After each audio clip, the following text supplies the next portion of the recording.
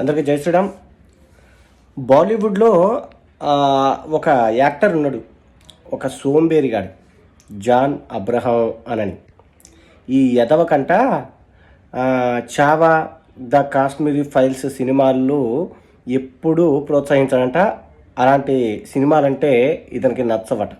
ఈ ఎదవని ఎవడో తీయమని అడిగినట్టు, వీడికి నచ్చితే కానీ ఆ సినిమాలు హిట్ అవ్వనట్టు ఈ ఎదవ మాటలు విన్నారు కదా.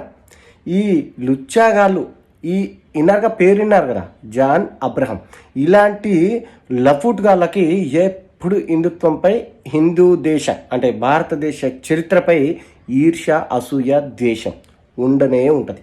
అందుకే ఈ మధ్య ఈ నా కొడుకు సినిమాలు హిట్ అవ్వట్లా, ఎవడు చూడట్లా. అది మండి జనాల్లో అంటే పాపులర్. అదే కొంతమంది లేనిపోని విషయాల మీద నోరు పారేసుకుంటే పాపులర్ అవుతున్నారు కదా.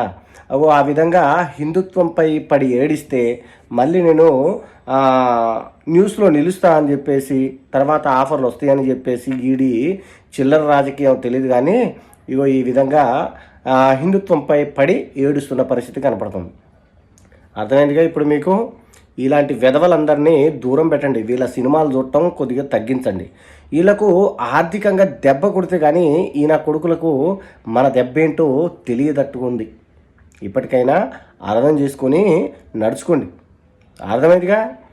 జై శ్రీరామ్. భారత్ మాతాకి జై.